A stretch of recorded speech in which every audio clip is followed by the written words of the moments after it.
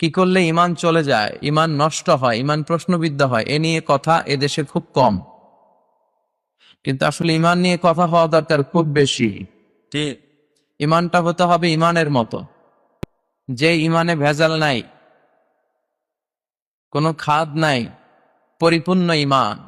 আফাতুমিনুনা বিবাদিল কিতাব ওয়া তাকফুরুনা বিবাদ। আল্লাহ বলেন, তোমরা কিতাবের কিছু মানবা, কিছু ছাড়বা, এই মুমিন হইছো? এই মুমিন হইলে ডান্ডার বাড়ি রেডি আছে, যেরকম, ঠিক কিনা?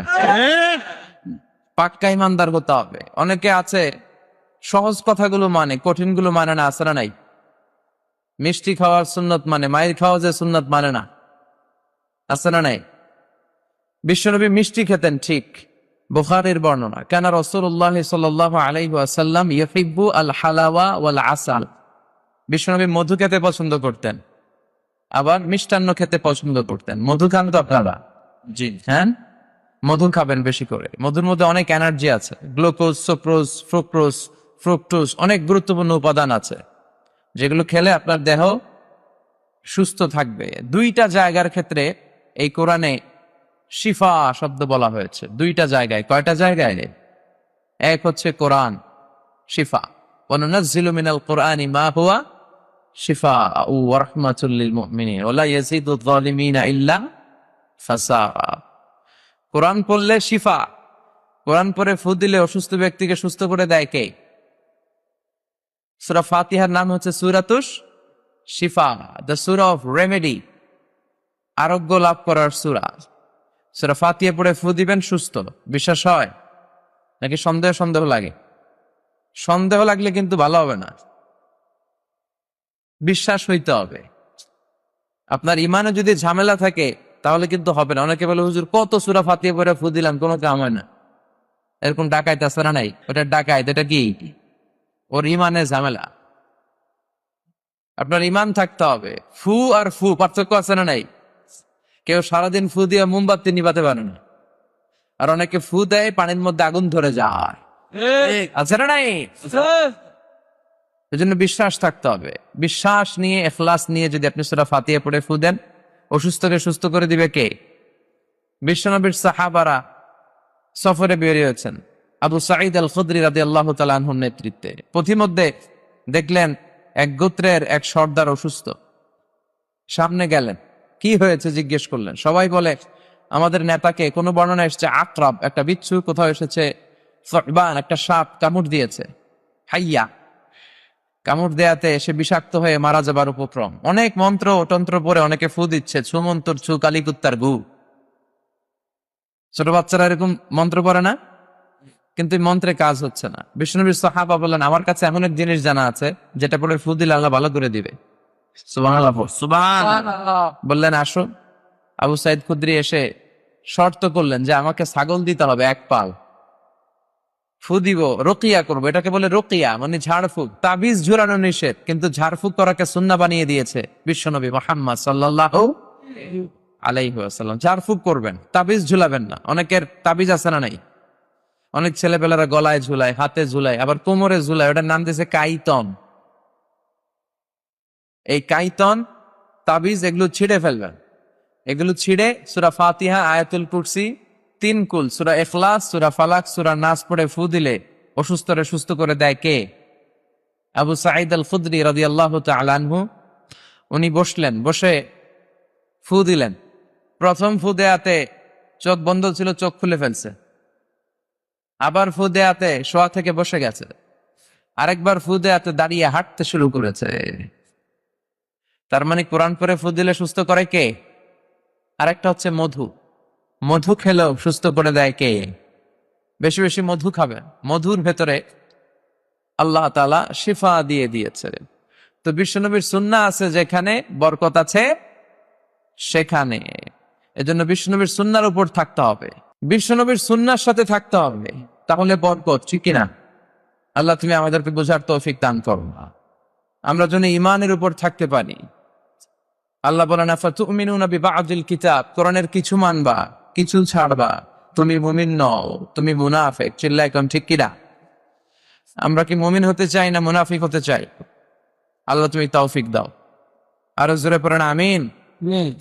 আসুন আমরা আল্লাহর দরবারে শুকরিয়া জানাই যে আল্লাহ তাআলা এত বিশাল গ্যাদারিং, অনেক মানুষ বসে আছেন, যদ্দূর দাঁড়িয়ে আছেন তার চেয়েও বেশি। আপনাদের কাছে আমি কমিটির পক্ষ থেকে দুঃখ প্রকাশ করছি যে আরো ডবল প্যান্ডেল করতে পারলে আপনাদেরকে হয়তো অ্যাকোমোডেট করার সুযোগ হতো, কিন্তু অনেক লোক চলে এসেছেন আলহামদুলিল্লাহ। নাস্তিকের যে দলগুলো ইসলামের বিরুদ্ধে কথা বলে ওদের এখানে নজর করে দেখা দরকার যে এখানে আল্লাহর ওলিরা ভিড় জমিয়েছে, যেরকম ঠিক কিনা। ওরা কিছু প্রাইভেট চ্যানেলের সামনে বসে বসে ইসলামের বিরুদ্ধে কথা বলে, ওরা মনে করে বাংলাদেশ থেকে ওরা ইসলামকে মুছে দিবে। ওদেরকে এইখানে দাওয়াত দেওয়া দরকার। ওরা যদি আধা ঘন্টা কোরআনের কথা শুনে আর আপনাদের স্লোগানগুলো শুনে, ওদের এইখানে ডায়রিয়া হয়ে যাবে। কারণ যাদের মনের ভিতরে নেফাকি, যারা ইসলামকে পছন্দ করে না, ওরা আল্লাহু আকবার ধ্বনি সহ্য করতে পারে না, ঠিক কিনা। আল্লাহু আকবার ধ্বনির ভেতরে একটা স্পিরিট আছে না নাই? বিশ্বনবী জিহাদের ময়দানে যখন যেতেন তিনি তাকবীর দিতেন, তিনি পড়তেন আল্লাহু আকবার খারিবাত খাইবার বলে তিনি খাইবার দুর্গ বিজয় করেছেন। ওমরে ফারুক সর্বপ্রথম মক্কা যখন স্লোগান দিয়েছেন, আল্লাহর নামে তাকবীর দিয়েছেন, পড়েন আল্লাহু আকবার। এজন্য ওরা মনে করে ইসলাম ওরা মাটির নিচে গেড়ে দিবে ওদের বক্তব্য দিয়ে, কিন্তু ওরা জানে না ইসলাম হচ্ছে চারা বীজের মতো। বীজ চিনেন? চারা বীজ, এটা মাটিতে গেড়ে দিলে কি হয়? গাছ হয়ে উপরের দিকে উঠতে থাকে। সুবহানাল্লাহ পড়। ইসলামের ধরনটা তো এরকম, এটা চারা বীজ, এটার মাটিতে গেড়ে দিলে এটার আরো লাভ। সুবহানাল্লাহ পড়েন। ইসলামের বিরুদ্ধে কথা বললে অপপ্রচার গুলো প্রচার হয়ে যায়। সুবহানাল্লাহ পড়েন। বিশ্বনবীর কণ্ঠে কোরআন শুনে হাজার হাজার মক্কার মুশরিক কাফের মুসলমান হতে শুরু করেছে। আবু জাহেল বলল, খবরদার, কেউ যেন মুহাম্মদের কণ্ঠের কোরআন তেলাওয়াত শুনতে না যায়, কেউ যেতে পারবে না, ঘোষণা দিয়ে দিয়েছে। সামনেই ছিল হজের সিজন। আবু জাহেল বলল, মক্কায় ঢোকার যতগুলো গেট আছে প্রত্যেকটি গেটে দাঁড়িয়ে তোমরা হাজী সাহেবদেরকে বলবা যে মক্কাতে নতুন এক পাগল এসেছে, পড়েন না আউযুবিল্লাহ। যারাই এই পাগলের কথা শুনে তারা নিজেরাও পাগল হয়ে যায়। এজন্য হজ করতে আসছো ভালো কথা, হজ করবা, জমজমের পানি নিবা, খেজুর খাবা, কিন্তু মোহাম্মদ পাগলের কাছে যাওয়া যাবে না। আবু জাহেল তার স্টাফ, তার লোকদেরকে নিয়োগ করে দিল মক্কায় ঢুকার বিভিন্ন গেইটে। তো তারা সেখানে দাঁড়িয়ে আবু জাহেলের কথা মতো সব আগন্তুক হাজীদেরকে বলতে আরম্ভ করলো, খবরদার, মক্কায় নতুন এক পাগল আসছে, নাম মোহাম্মদ, ওর কাছে যাওয়া যাবে না। হাজী সাহেবরা মনে মনে কয়, আর কিছু করি আর না করি, মোহাম্মদের দেখাল নি। কারণ আল ইনসানু হারিসুন আলা মা মুনিআ, মানুষকে যেটা নিষেধ করা হয় মানুষ এটা করতে চায় বেশি, ঠিক কিনা। কেউই কিন্তু বিশ্বনবী মুহাম্মদ রাসূলুল্লাহ সাল্লাল্লাহু আলাইহি ওয়াসাল্লামকে চিনতো না, কিন্তু আবু জাহেলের এই অপপ্রচারের কারণে বিশ্বনবীর প্রচার হয়েছে, যেরকম ঠিক কিনা। এজন্য ইসলামের অপপ্রচার যারা করতে চায় ওরা জানে না বা বুঝতে চায় না যে ইসলামের অপপ্রচারের মধ্যে দিয়ে আসলে ইসলামের প্রচার হয়ে যায়। এজন্য এই জামায়াতগুলোকে আমাদেরকে ইসলামের কল্যাণে কাজে লাগাতে হবে, তবে এটা যেন হয় ইখলাসের সাথে। এখন আমাদের ইখলাসের বড় ঘাটতি, ঠিক কিনা। সব হয়ে গিয়েছে বেশি, লোক দেখানো মনোভাব। কোন মাহফিলে কত বেশি মানুষ জড়ো করা যায়। আমরা যারা আলোচক আমরাও থাকি খুব প্রেসারের মধ্যে। মানুষের একটা টেন্ডেন্সি হয়ে গিয়েছে যে আলোচনা করালেই আমির হামজাকে দিয়ে করাতে হবে, হাফিজুর রহমান সিদ্দিকীকে লাগবে, মিজানুর রহমান আজহারীকে লাগবে। ওয়াই, কেন? এলাকায় বড় আলেম নাই?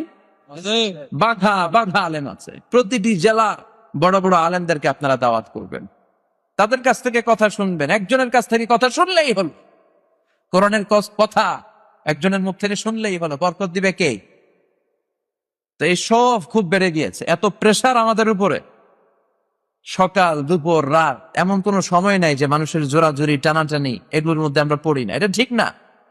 ভালোবাসারও একটা লিমিটেশন থাকা উচিত। আমরা যেন ইসলামকে ইসলামের মতো করে মানি, আমরা যেন লৌকিকতার মধ্যে ডুব না দেই, আমাদের ইখলাসকে যেন আমরা হারিয়ে না ফেলি। আল্লাহ তুমি তৌফিক দাও।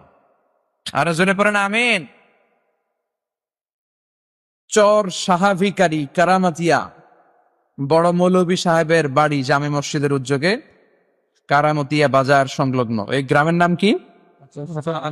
চর সাহাভিকারী। কোন থানা? সোনাগাজী। আর কোন জেলা? ফেনী জেলা।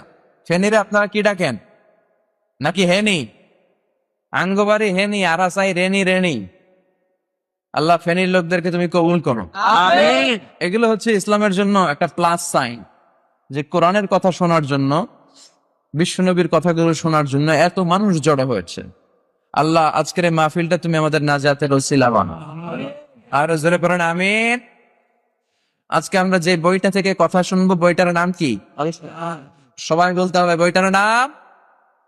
এই বইয়ে কোনো সন্দেহ আছে, সংশয় আছে? এই বইয়ের বিরুদ্ধে যদি কেউ কথা বলে তার সাথে আমাদের কোনো কথা আছে? এই বইয়ের পক্ষে যারা, আমরাও তার পক্ষে, ঠিক কিনা? আমরা যেন বেশি বেশি কোরআন তেলাওয়াত করতে পারি, তৌফিক দাও। প্রতিদিন যেন কোরআনের বঙ্গানুবাদ পড়তে পারি, তুমি তৌফিক দাও। ফ্যামিলিতে যেন কোরআন চর্চার একটা পরিবেশ আমরা করতে পারি, তুমি তৌফিক দাও। আপনি চাইলেই আপনার ফ্যামিলিটারে একটা কোরআনিক ফ্যামিলি করতে পারেন। সিদ্ধান্তটা আপনার। আপনার একটা শক্ত সিদ্ধান্তই পারে আপনার ফ্যামিলিকে জান্নাতি ফ্যামিলি বানাতে। আর আপনার একটা সিদ্ধান্তই পারে আপনার ফ্যামিলিকে একটা জাহান্নামের টুকরা বানাতে। এখন দ্য চয়েস ইজ ইয়োরস। সিদ্ধান্ত আপনার। আপনি কি করবেন? জান্নাতি বানাবেন না জাহান্নামী? জান্নাতি। কি হয়েছে এখানে? বসে যান, বসেন, আপনি বসেন, বসেন। মিডিয়ার যারা, ওরাও কিন্তু ইসলামের খাদেম, ওরাও এই কথাগুলো ছড়িয়ে দিচ্ছে। তবে তোমরা খেয়াল রাখবা, এত কষ্ট করে যারা আসছে ওদের যাতে ডিস্টার্ব না হয়। বসে যাও, একবার সেট করে দাও। প্রোগ্রাম ক্লোজ হবে তখন ক্লোজ করবো, আর ওঠা বসা করবো না। কারণ অনেক বড় গ্যাদারিং, এখানে অর্গানাইজিং কমিটি চাইলেও এটার পরিবেশকে নিয়ন্ত্রণ রাখা সম্ভব না, আউট অফ কন্ট্রোল। তো সেক্ষেত্রে সবার সহযোগী হতে হবে। মিডিয়া, ভলান্টিয়ার্স, আগন্তুক শ্রোতা, মেহমান যারা স্টেজে আছে। আমার এক আত্মীয়, উনি আলোচনা করে, এত লোক বসছে স্টেজে, হুজুর সহ স্টেজ ভাঙ্গা পড়ছে। আমার আয়সা বলতেছে, মাওলানা আমার তো উপরে অভিনাজিল হয়েছে। বললাম, আপনার উপর আবার ওহি আসলো কোত্থেকে? আপনি নবুয়তি দাবি করতেছেন নাকি? বলতেছে না, আমি আলোচনা করতেছিলাম, সভাপতি টভাপতি সব ভাঙ্গা পড়ছি আমরা। তো এজন্য আউট অফ ক্যাপাসিটি যেন কিছু না হয়। অনেক জায়গায় এত মানুষ হয়, তো লোক দেখে অর্গানাইজিং কমিটি বলে, হুজুর সামনে টানে। কি করেন? মুরিদ টিন চিনেন?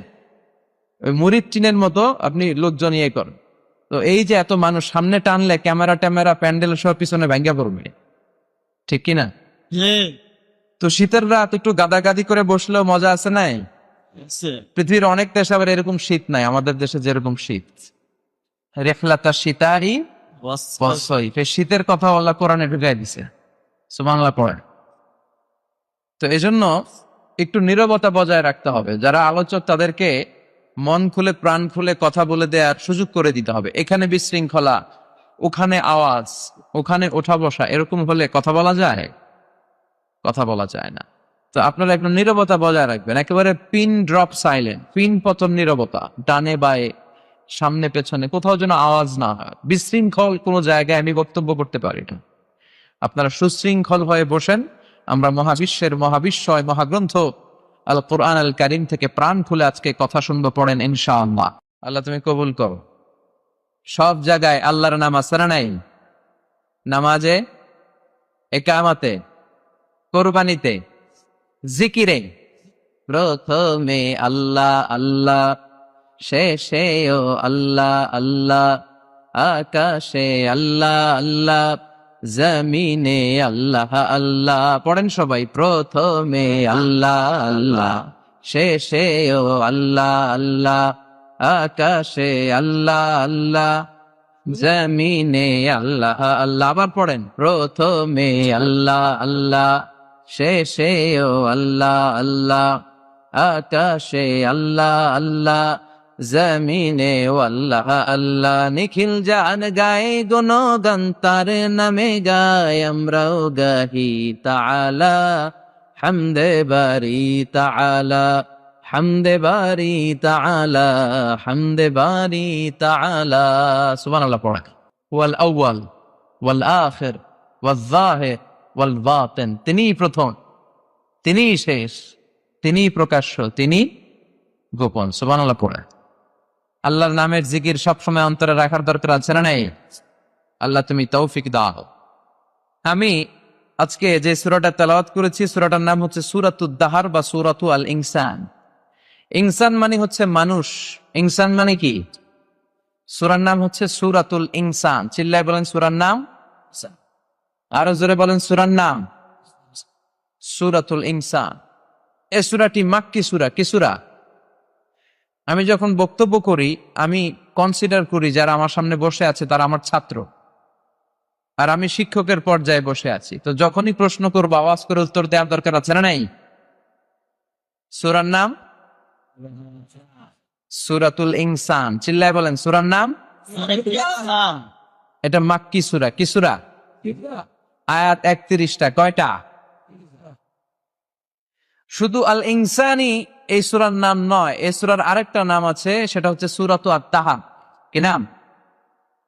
আল্লাহ বলেছেন এই সূরার শুরুতে হিনুম মিনাদ দাহার, এখান থেকে আত-তাহার শব্দটাকে সূরার নামকরণ করা হয়েছে। সুবহানাল্লাহ বলেন। আর যেহেতু প্রথমে আছে হাল আতা আলাল ইনসান, সেই হিসাবে ইনসান অনুযায়ী এই সূরার নামকরণ করা হয়েছে সূরাতুল ইনসান। পড়েন সুবহানাল্লাহ। এই সূরাটাকে বিশ্বনবী সাল্লাল্লাহু আলাইহি ওয়াসাল্লাম জুমার দিন, সহিহ বুখারীর বর্ণনা, এগুলো হচ্ছে ইনফরমেশন, খুব জরুরি ইনফরমেশন, আমলের নিয়তে শুনেন। জুমার দিন ফজরের নামাজের ফরজ 2 রাকাতের দ্বিতীয় রাকাতে বিশ্বনবী এই সূরাটা তেলাওয়াত করতেন। সুবহানাল্লাহ। আর প্রথম রাকাতে পড়তেন সূরাতু আস-সাজদা, আলিফ লাম মিম তানজিলুল কিতাব লা রাইবা ফি মির রাব্বিল আলামিন। তাই না? এই আস-সাজদা দিয়ে জুমার দিন ফজরের সালাতের প্রথম রাকাত, আর আল ইনসান দিয়ে জুমার দিন ফজরের সালাতের দ্বিতীয় রাকাত। চিল্লা একদম ঠিক কিনা? মানুষ হচ্ছে কোরআনের কেন্দ্রীয় আলোচ্য বিষয়, the central theme of the holy Quran. আপনাকে যদি কেউ প্রশ্ন করে what is the central theme of the holy Quran, কোরআনের কেন্দ্রীয় আলোচ্য বিষয় কি, যদিও এটা নিয়ে পৃথিবীতে অনেক ডিবেট আছে। কেউ বলেছে কোরআনের subject matter or the central theme of the holy Quran হচ্ছে যিকরাল আখিরাহ, আখিরাতের স্মরণ। কোরআনের 30 পারায় যা আছে এক কথায় যদি কেউ বলতে চায় তাহলে বলবে এটা আখিরাতের স্মরণ। এটা ঠিক। আবার কেউ কেউ বলেছে কোরআনের সেন্ট্রাল থিম হচ্ছে কানেক্টিভিটি উইথ ইউর লর্ড, আল্লাহর সাথে আপনার সম্পর্ককে কিভাবে বাড়ানো যায়, কোরআনে এই কথাই বলা হয়েছে। কিন্তু সবচাইতে প্রণিধানযোগ্য যে কথা সেটা হচ্ছে কোরআনের কেন্দ্রীয় আলোচ্য বিষয় হচ্ছে মানুষ। কোরআনের কেন্দ্রীয় আলোচ্য বিষয় কি? আমরা কি? আমরা সবাই কি? মানুষ। আমরা হচ্ছি কোরআনের কেন্দ্রীয় আলোচ্য বিষয়, কারণ কোরআনে যা বলা হয়েছে সব মানুষকে নিয়ে বলা হয়েছে। কোরআনে যা আছে সব মানুষের কথা। কোরআনে যত কথা, এই কথাগুলো সব মানুষের জন্য কথা। চিল্লায় পড়েন আল্লাহু আকবার। মানুষকে আল্লাহ তাআলা পৃথিবীতে অনেক অনেক বেশি মর্যাদা দিয়েছে। তাই কোরআন চায় মানুষকে মানুষের মতো বানাতে। আমরা প্রায় একটা কথা শুনি যে আমাদেরকে মানুষের মতো মানুষ হওয়া উচিত, শুনি না? আমাদের আব্বা আম্মারা বলে না বাবা মানুষের মতো মানুষ হইও, কি বলে? তো কোরআন পড়লে আপনারা মানুষের মতো মানুষ হবে। কোরআনের introductory Surah, preface of the book, মানে কোরআনের ভূমিকা হচ্ছে সূরাতুল ফাতিহা। ফাতিহাটাকে যদি বাদ দেন তাহলে কোরআনের সর্বপ্রথম সূরা কি? বাকারা। বাকারা মানে কি? গাফি। আর কোরআনের সর্বশেষ সূরার নাম কি? আওয়াজ করে বলে নাস। নাস মানে কি? মানুষ। শুরু করলেন বাকারা দিয়ে, মানে পশু দিয়ে, শেষ করলেন মানুষ দিয়ে। এর মানে হচ্ছে আল্লাহ বুঝাতে চাইলেন 30 পারার এই কোরআন যদি পড়ো, পশুত্বের যে প্রবৃত্তি তোমার আছে এটা ডিলিট হয়ে তুমি মানুষের মতো মানুষ হয়ে বেরোবা। এজন্য কোরআন এসেছে আমাদেরকে মানুষের মতো মানুষ বানাতে। আমরা মানুষের মতো মানুষ হতে চাই। চিল্লায় বলেন ঠিক কিনা?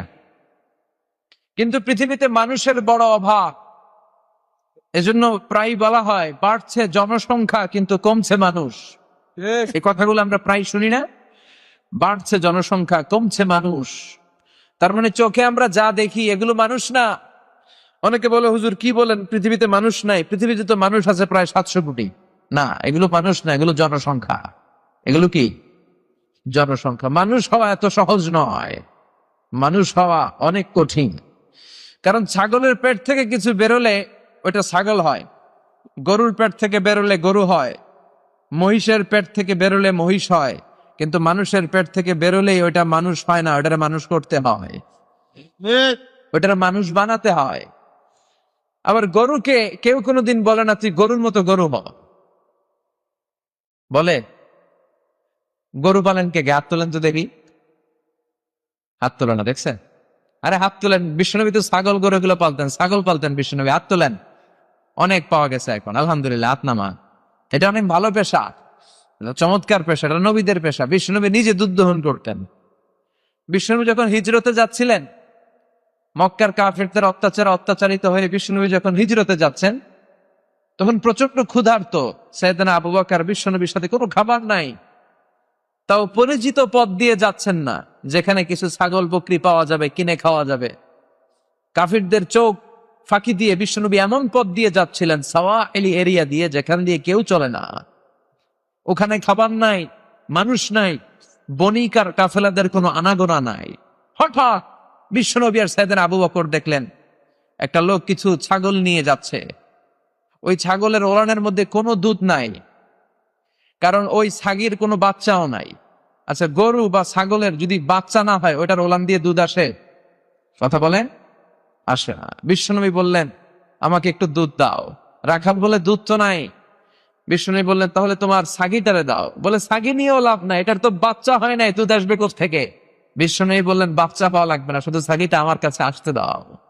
বিশ্বনবী বিসমিল্লাহির রহমানির রহিম বলে, সন্তান হয় নাই, ছাগল বাচ্চা জন্মায় নাই, এরকম একটা ছাগির ওলানে যখন হাত লাগালেন, মুহূর্তের মধ্যে ওলান ভর্তি দুধ এসে গেল। বিশ্বনবী ওলান থেকে অনেক দুধ বের করলেন, প্রাণ ভরে খেলেন, নিজেও খেলেন, সাইয়েদনা আবু বকরকেও দিলেন, আবার ওই রাখালকেও দিলেন।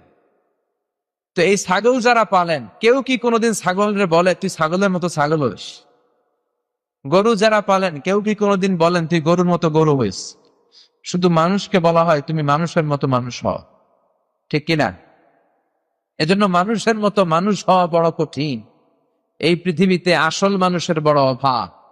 এই দুনিয়া এখন তো আর সেই দুনিয়া নাই, মানুষ নামের মানুষ আছে, দুনিয়া বোঝাই,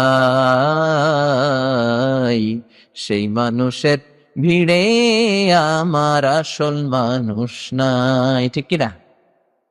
আসল মানুষের বড় অভাব।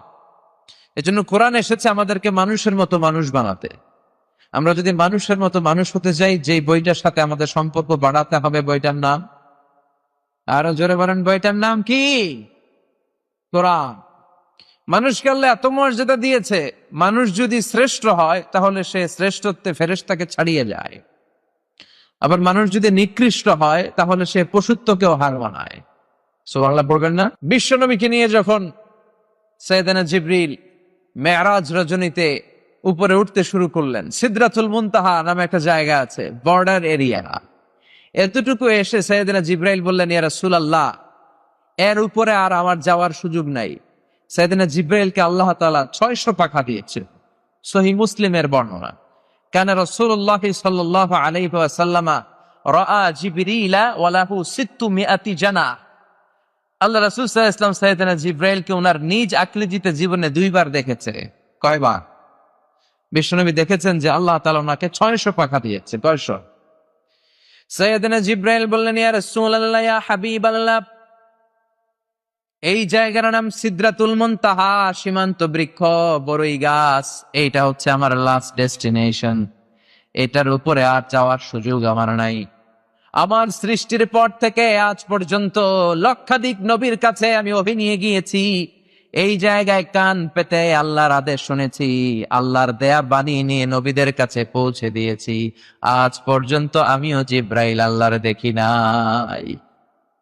এটা আমার শেষ বর্ডার গো নবী, এখান থেকে আমি উপরে যেতে পারবো না। যদি 1 ইঞ্চি আল্লাহর অনুমতি ছাড়া আমি উপরে যাই, আমার 600 পাখা জ্বালিয়ে সাকার করে দিবেন কে?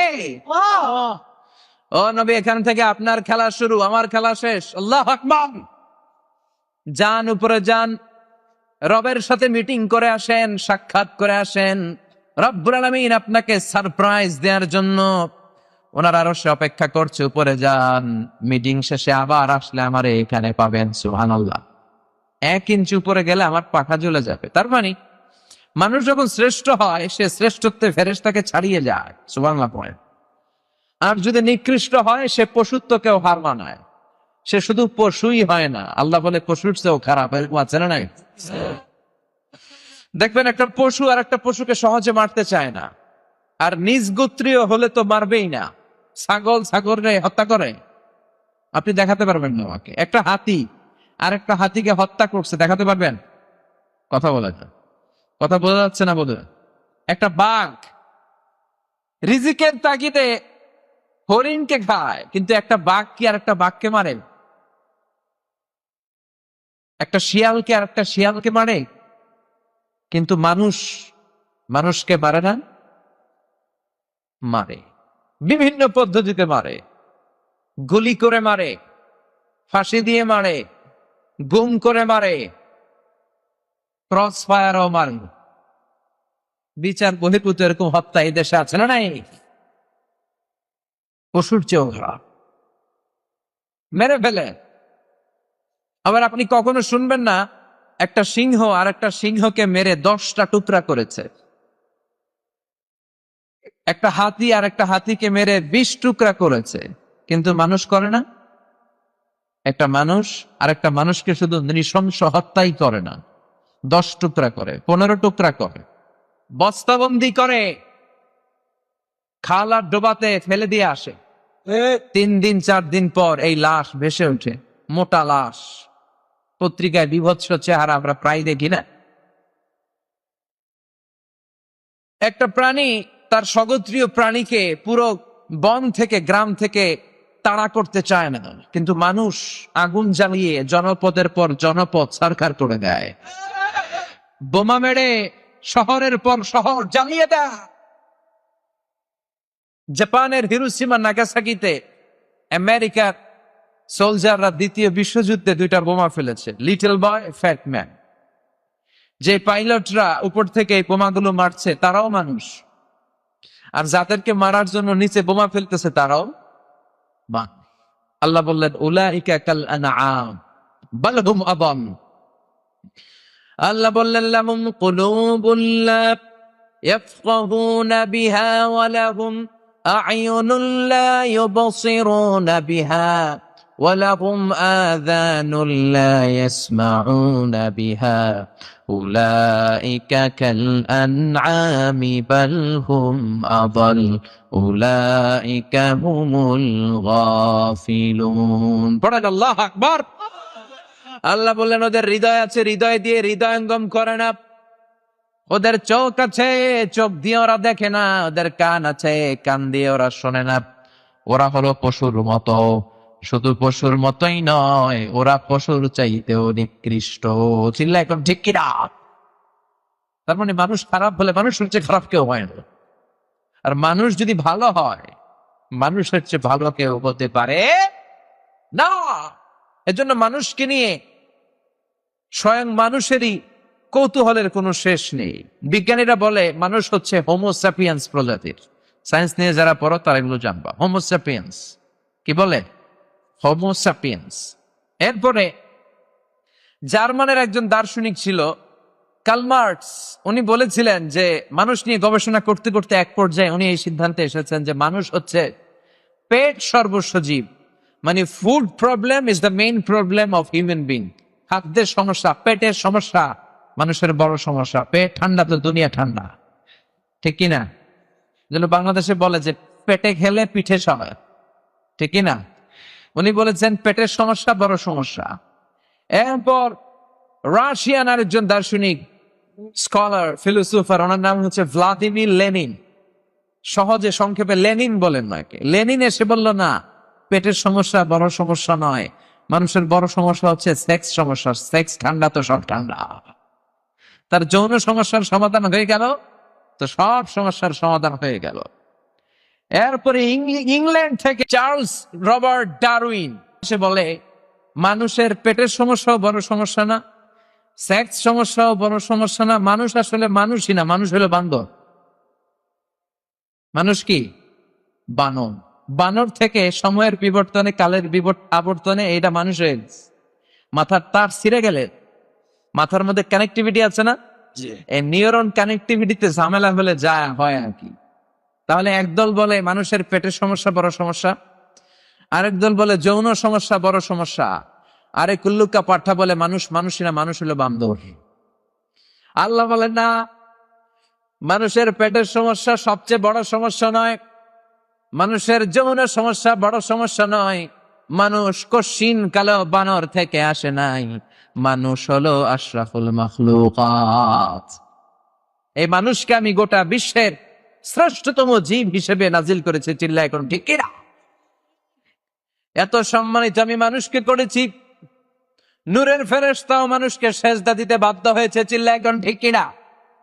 তুমি মাটির আদমকে প্রথম সৃষ্টি করিয়া ঘোষণা করিয়া দিলে শ্রেষ্ঠ বলিয়া, তাই তো নূরের ফেরেশতা করে আদমকে সেজদা, তাই তো নূরের ফেরেশতা করে আদমকে সেজদা, সবার চেয়ে সম্মান দিলে মাটির আদমকে। আল্লাহু আল্লাহু পড়ে, আল্লাহু আল্লাহু, তুমি জাল্লে জালালুহু, শেষ করা তো যায় না গে তোমার গুণগান। আল্লাহু আল্লাহু, সুবহানাল্লাহ। এজন্য আল্লাহ বললেন ওয়ালাকাদ কাররামনা বনি আদম ওয়া হামালনাহুম ফিল বাররি ওয়াল বাহরি ওয়া রাযাকনাহুম মিনাত তাইয়্যিবাতি ওয়া ফাদ্দালনাহুম আলা কাসীরিম মিম্মান খালাকনা তাফদীলা। আল্লাহু আকবার। আমি মানুষকে অনেক সম্মান দিয়েছি, মানুষকে আমি জলস্থলে বিচরণের সুযোগ করে দিয়েছি,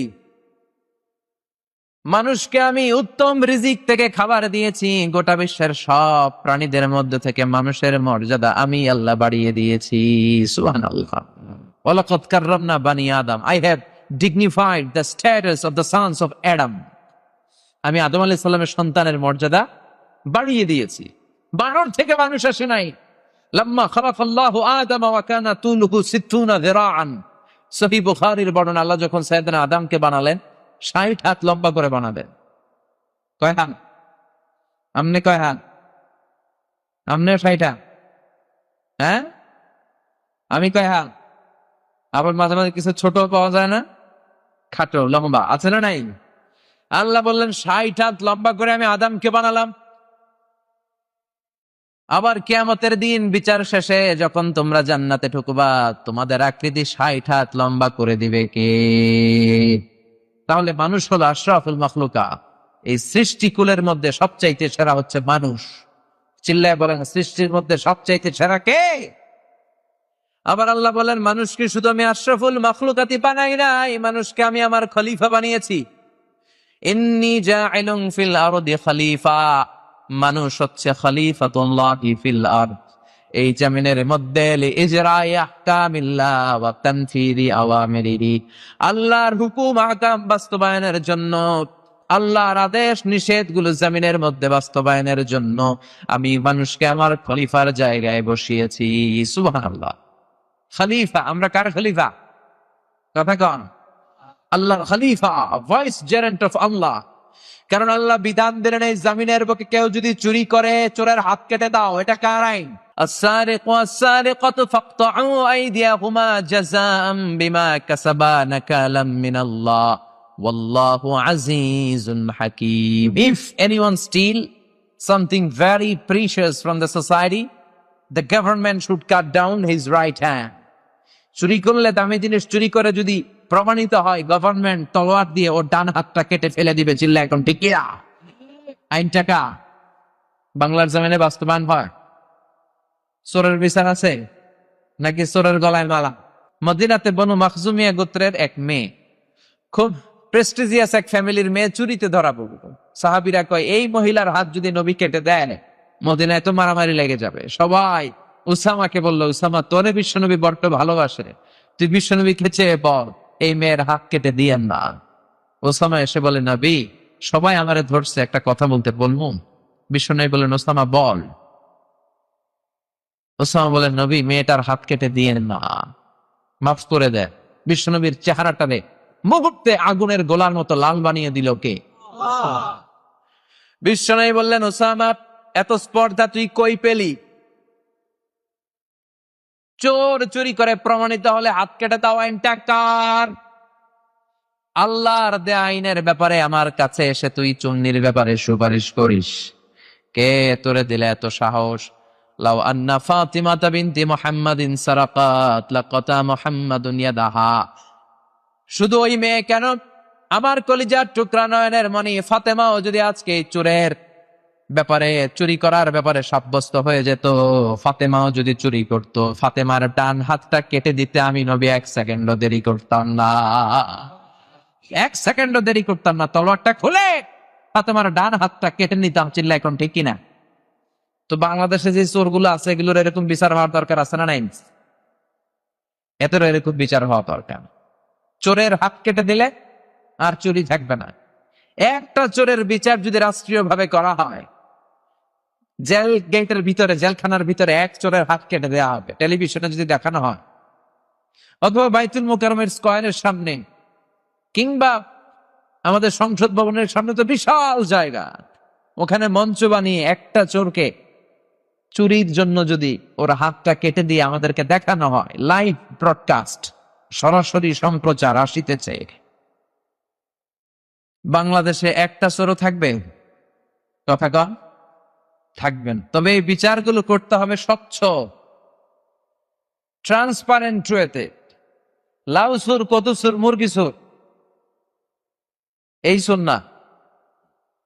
যারা 1000 কোটি টাকা চুরি করে, দেশের টাকা বিদেশে পাচার করে, দেশের সব খাইয়া দেশের ফতুর বানায় দেয়, এরকম চোর আছে না? বড় চোরগুলো আগে। এরকম কিছু বড় চোরের বিচার হলে এ বাংলার জমিনে আর কোন চোর জন্মাবে না। চুরি করার আগে 10 বার ভেবে নেবে। চিল্লায় বলেন ঠিক কিনা? ধর্ষণ করলে ইসলামের বিচার আছে না নাই? অবিবাহিত করলে 100 বেত দাও, বিবাহিত করলে পাথর মেরে দেহটারে উড়িয়ে দাও। তাই এরকম একটা বিচার যদি করে দেখাতে পারে প্রধানমন্ত্রী, বাংলার জমিনের ধর্ষক খুঁজে পাওয়া যাবে না, পাওয়া যাবে না। নামাজ না পড়লে 5 বেত, সবাই রে। বক্তা নামাজ না পড়লে বক্তার পিছনে 5 বেতের দরকার আছে না নাই? খতিব যদি নামাজ না পড়ে খতিব রে দেওয়ার দরকার আছে না নাই? এমপি না পড়লে এমপি রে, মন্ত্রী না পড়লে মন্ত্রী রে। কথা কম, আর উপরে যাওয়ার দরকার নেই। তার মানে নিয়মটা সবার জন্য এরকম হওয়া দরকার যে নামাজ পড়বে না তো 5 বেত, কারণে হয় না। সবার জন্য আল্লাহর আইন সমান। এই জন্য আল্লাহ বললেন, গোলাম তোকে আমি খলিফা বানিয়েছি, আমার প্রতিনিধি। কোরআনে দেয়া আমি আল্লাহর যত বিধান আছে, আহকাম গুলো আছে, দুনিয়ার বুকে তুই পালন করবি, তাই তুমি আমার খলিফা। সুবহানাল্লাহ। এজন্য আল্লাহ বললেন, মানুষকে আমি শুধু আশরাফুল মাখলুকাত বানাই নাই, মানুষকে শুধুমাত্র কেবলমাত্র আমি আমার খলিফা বানাই নাই, মানুষকে আমি চমৎকার একটা চেহারা দিয়ে তৈরি করেছি। পড়েন সুবহানাল্লাহ।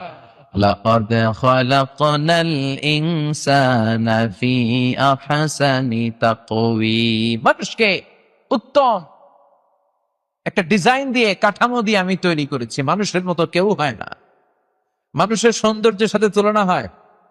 কথা বলেন।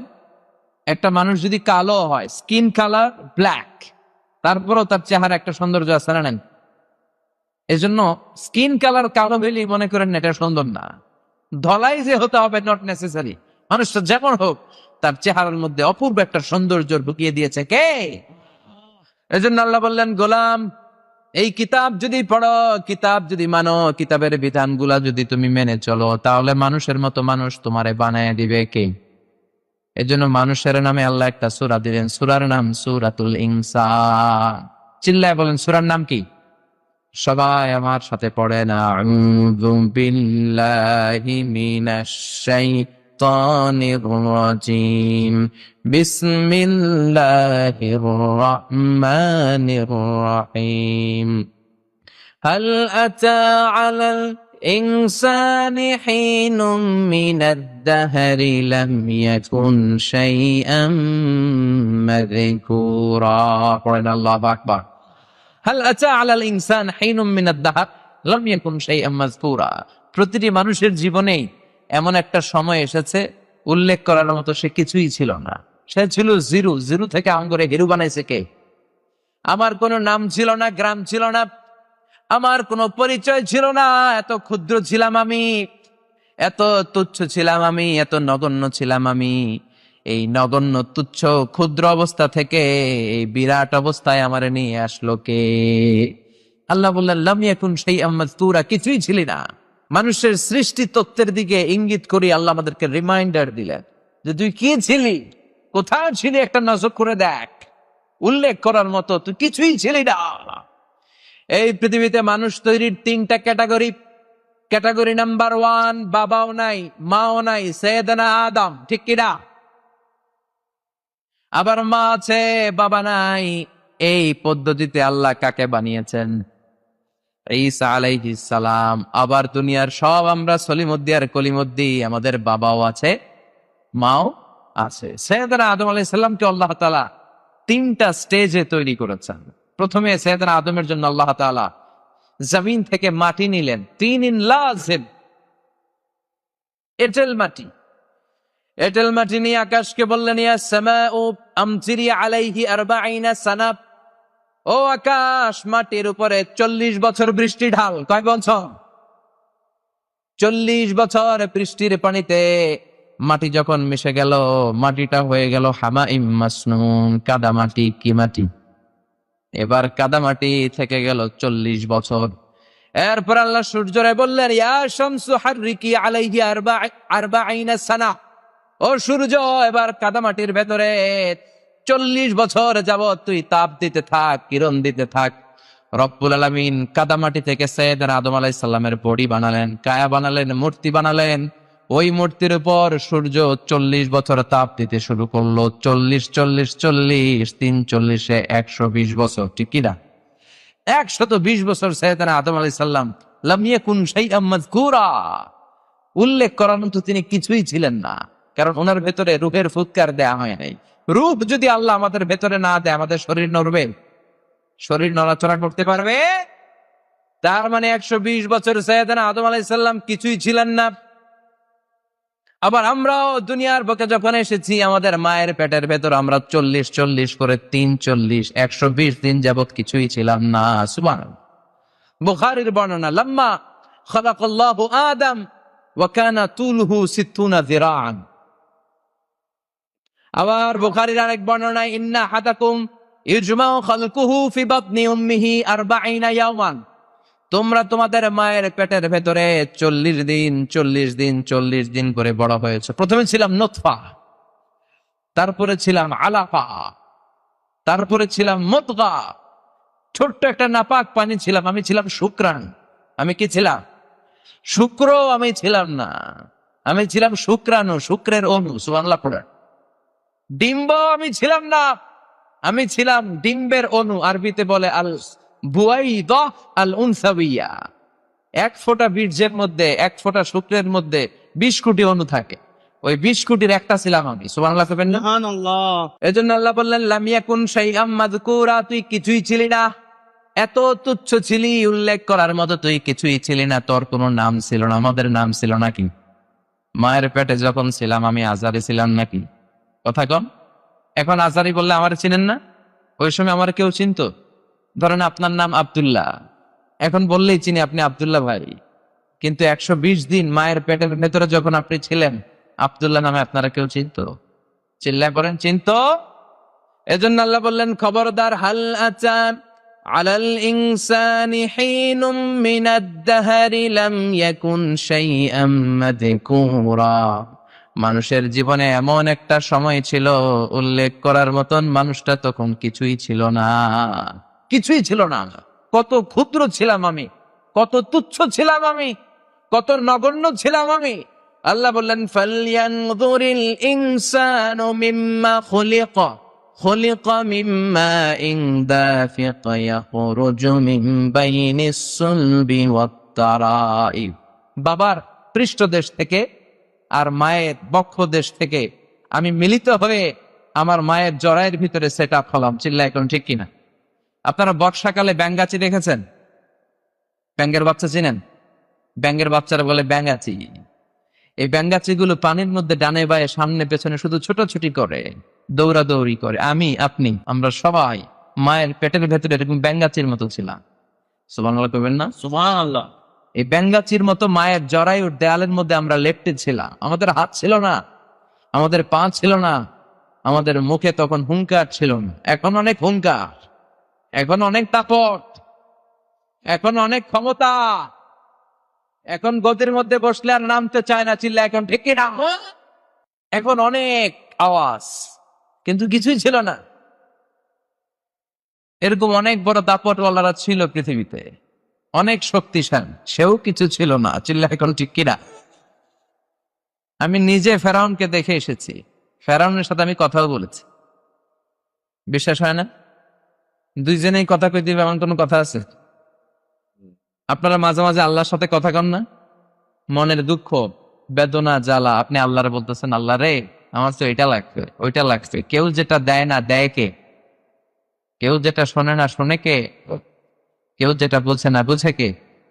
তো আল্লাহর সাথে আপনি কথা কন না? এক পেশে কথা আর কি। তো আমিও এরকম এক পেশে কথা কই আসছি। এই ফেরাউনের লাশ দেখতে 200 পাউন্ড লাগে। আমি ফ্রিতে দেখেছি, কারণ আমি আমার ব্যাচেলরটা করেছি আল আজহার ইউনিভার্সিটিতে, কায়রোতে। 2007-এ ধর্ম মন্ত্রণালয়ের একটা স্কলারশিপ দেওয়া হতো আর কি, আল আজহারে যারা পড়তে যাবে। ওখানে আমি প্রথম স্থান অধিকার করেছিলাম। আলহামদুলিল্লাহ। সেই সুবাদে আমি বৃত্তি পেয়ে যাই ব্যাচেলর করার জন্য। 11 জনের বিশাল কাফেলা নিয়ে চলে যাই কায়রো। তো মিশরে যাওয়ার আগে আমার মন ছটফট করছিল যে আর কিছু দেখি আর না দেখি, সাসারে দেখে আসতো। এত পড়েছি ফিরআউন ফাহশারা ফানাদা ফাকালা আনা রাব্বুকুমুল আ'লা। এই ফেরাউন বিশাল এরকম জামায়াত করে ঘোষণা দিছিল, আমি তোদের বড় খোদা, আল্লাহকে তুই হইলি বুদাস। এজন্য লোহিত সাগরের পানিতে আল্লাহ ডুবিয়ে ডুবিয়ে ফেরাউনকে মেরেছে। আল্লাহর শাস্তি পেয়ে শুটকি হয়ে আছে এরকম নিদর্শন পৃথিবীতে আর দ্বিতীয়টা নাই। আর এই ফেরাউনের কথা আল্লাহ কোরআনে বলেছে যে তোর লাশটাকে আমি তোর চাচাতো ভাই, খালাতো ভাই, তোর আত্মীয় স্বজন, তোর মার্কা যারা আছে তাদের জন্য আমি নিদর্শন করে রাখলাম। তো মিশরের রাজধানী কায়রোর রয়্যাল মমিস চেম্বারের 2nd ফ্লোরে এই ফেরাউনের লাশ রাখা। অনেক অলি গলি সিকিউরিটি গেট পার হয়ে যেতে হয়। তো আমার আর 200 পাউন্ড লাগে নাই, আমার কার্ড ছিল, আমি ফ্রিতে দেখেছি, একবারই দেখেছি জীবনে। তো ঢুকার পরেই দেখি ফেরাউন শুয়ে আছে।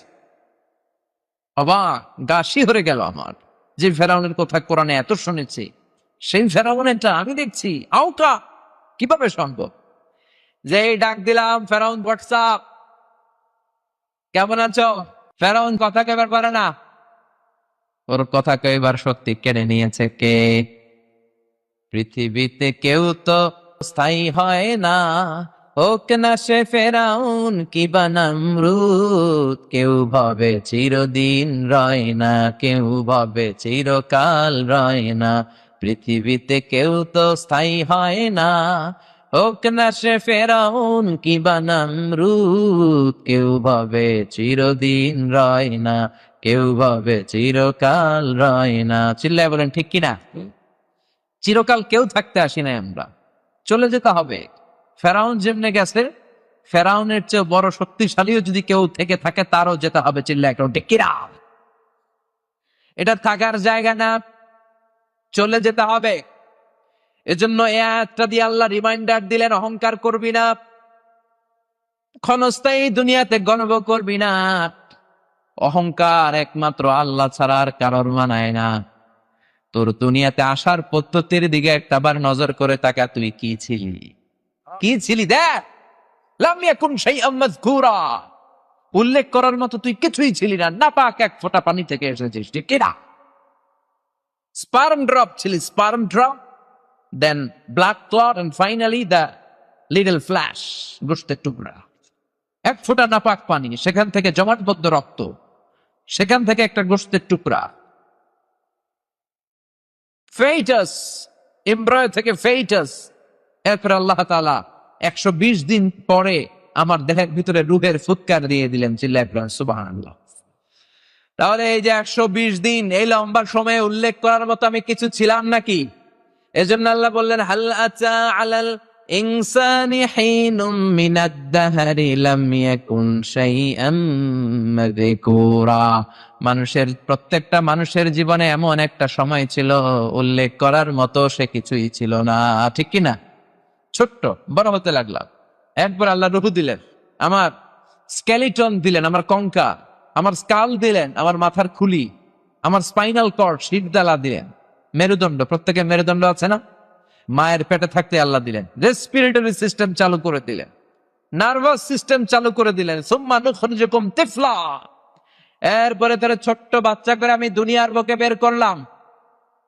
সাইয়েদনা আবু বকর যখন এই আয়াতটা পড়তেন তিনি শুধু কান্না করতেন আর বলতেন লাইতাহা তাম্মাত, ও আল্লাহ আমার জীবনটা যদি ওই জায়গায় শেষ হয়ে যেত। ফালা নাবতালি ওয়ালা নালিদ, তাহলে জন্মানো লাগতো না, পরীক্ষার সম্মুখীন হওয়া লাগতো না, জীবনটা এমনি এমনি কেটে যেত। এজন্য আল্লাহ রিমাইন্ডার দিয়ে আমাদের সবাইকে জানিয়ে দিলেন, হাল আতা আলাল ইনসানি হিনুম মিনাদ দাহরি লাম ইয়াকুন শাইআম মাযকুরা ইন্না খালাকনাল ইনসানা মিন নুতফাতিন আমশাজিন নাবতালি ফাজআলনাহু সামিআন বাসীরা। সুবহানাল্লাহ পড়েন। আল্লাহ বললেন এরপরে তোদেরকে আমি বানালাম মিন নুতফাতিন আমশাজাই আখলাক, মিশ্রিত পানি থেকে।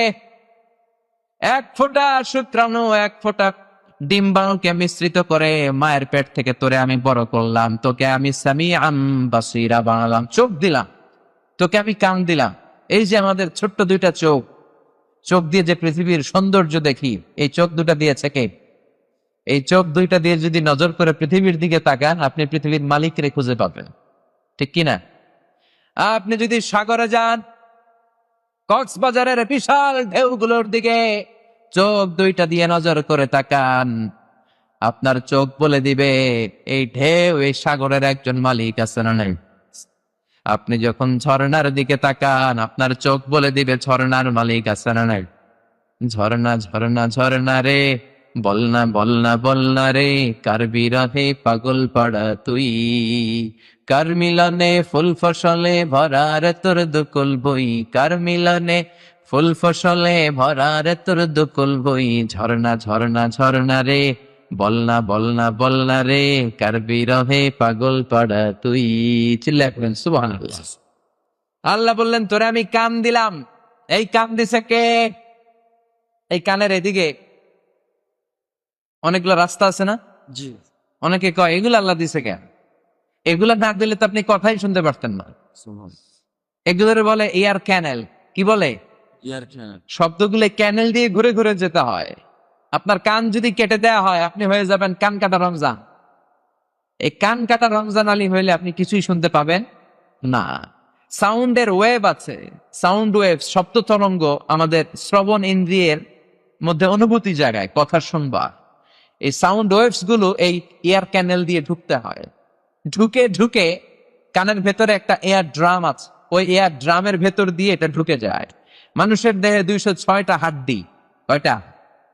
এই 206টা হাড়ের মধ্যে থেকে সবচাইতে ছোট হাড় এটা আল্লাহ কানের ভিতরে ঢুকাই দিছে। সুবহানাল্লাহ বাড়িতে গিয়া এই হাড্ডির আবার 3টা অংশ, আউটার ইয়ার, মিডল ইয়ার, ইনার ইয়ার। আউটার ইয়ারে ধাক্কা মারে, সেখান থেকে ইলেকট্রিক্যাল সিগন্যালের মধ্য দিয়ে এটা ট্রান্সমিট করে মিডল থেকে ইনার ইয়ারে নক করে। ওইখানে হেয়ারিং নার্ভ আছে, ব্রেনের ভিতরে হেয়ারিং নার্ভ আছে, মানে শুনবার জন্য যেই স্নায়ুগুলো দরকার সেখানে যে টাচ করে, ওই শব্দ তরঙ্গ ওখানে টাচ করার পরে এরপরে কথাগুলো আমরা শুনতে পাই। দেখেন, একটা কথা বললেই আমরা শুনি, কিন্তু এই শোনার ভিতরে কত কাজ আছে, এই কাজগুলো করে দেয় কে? যত জায়গায় কোরআনের ভেতরে সামিআন আছে, বাসীরান আছে, আল্লাহ আগে সামি আনলেন। তার মানে মানুষের কান দিয়ে শোনার শক্তি চোখ দিয়ে দেখার আগে অর্জিত হয়, ঠিক কিনা? বাচ্চা যখন মায়ের পেটে থাকে তখন থেকেই বাচ্চা কান দিয়ে শুনতে পায়। সুবহানাল্লাহ কইবেন না? এই জন্য পেটের বাচ্চা নিয়ে যদি হিন্দি সিরিয়াল দেখেন, ওইটাও বাচ্চা শুনে, ঠিক কিনা? পেটে বাচ্চা নিয়ে মেয়েগুলা যদি নাচানাচির অনুষ্ঠানে যায়, গায়ে হলুদে যায়, হিন্দি সিরিয়াল গুলো দেখে, হিন্দি সিনেমা দেখে, ওইটার একটা প্রভাব বাচ্চার কানে আছে না নেই? আর পেটের বাচ্চাটারে নিয়ে প্রতিদিন সকালে রাতে যদি সূরা ইয়াসিন তেলাওয়াত করে ওইটার প্রভাবও বাচ্চার কানে আছে না না। এজন্য দ্য ডিসিশন ইজ ইয়ার্স, সিদ্ধান্ত আপনার, আপনি কি করবেন। আল্লাহ বললেন শুধুই কান দেয় নাই, তোরে চোখ দিয়েছে কে? এই দুটি চোখ দিয়েছ বলে দেখি যে কত অপরূপ, নয়নাভিরাম খেতে খামারে জুড়াই জ্বালা বিধুর ধূপ, তোমারে দেয়া চোখের শুকুর জানাবো তার ভাষা কই, যতই দেখি ততই যেন পলক ছাড়া চেরই। ঠিক না? যতই দেখি সেজদা দিতে মনে চায়, যত আল্লাহর নাজ নিয়ামত গুলো দুটো চোখ দিয়ে দেখি তত কপালটা ঘষে ঘষে সেজদা দিতে মন চায় কার, ততই জিকির করতে মনে চায় কার, লা ইলাহা লা ইলাহা ইল্লাল্লাহু মুহাম্মাদুর রাসূলুল্লাহ সাল্লাল্লাহু আলাইহি ওয়াসাল্লাম। সামিআন বাসীরা, আল্লাহ আমাদেরকে কান দিলেন, আল্লাহ আমাদেরকে চোখ দিলেন। 2 মিলিমিটার ডাইমেনশনের এই ছোট্ট চোখ, কাছের মানুষগুলোর যেমনে দেখি ঠিক দূরের তারা, সূর্য, চাঁদ, এত হাজার মাইল উপরের বিমানগুলোর আমরা ঠিক তেমনি দেখি। সুবহানাল্লাহ পড়ে দেখলেই বুঝি আমরা কি কালার, কতটুকু ডিস্টেন্সে আছে। যারা মানুষের হিউম্যান অ্যানাটমি নিয়ে গবেষণা করে তারা বলেছে যে human eyes can identify more than 10 million colours. মানুষের চোখ 10 লক্ষেরও বেশি ধরনের রং, 1 মিলিয়নে 10 লক্ষ, তার মানে 10 মিলিয়নে 1 কোটিরও বেশি ধরনের রং মানুষের চোখ শনাক্ত করতে পারে না। সুবহানাল্লাহ। এই ক্যামেরার ভিতরে মেগাপিক্সেল আছে না, চোখের ভিতরে এক একটা চোখে আল্লাহ 475 মেগাপিক্সেল ভরে দিচ্ছে। সব প্রাকৃতিক। চোখ যার নাই সে জানে চোখের কি দাম, চিল্লাই কর ঠিক কিনা।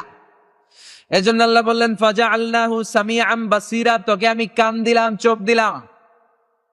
এরপর আল্লাহ বললেন ইন্না হাদাইনাহুস সাবিলা ইম্মা শাকিরা ওয়া ইম্মা কাফুরা, আমি আল্লাহ তোকে হেদায়েত দিলাম। হেদায়েতের রাস্তা দেখিয়ে দিয়েছে কে? আল্লাহ ছাড়া কেউ আমাদেরকে হেদায়েত দিতে পারে নাকি? পৃথিবীতে কোন নবী হেদায়েত দিতে পারে? বুঝে শুনে উত্তর দিয়ে। নবী কিন্তু নবী হেদায়েত দিতে পারে? পৃথিবীতে অনেক বাবা ছিল নবী, ছেলের হেদায়েত হয়নি, আছে না নাই? আছে।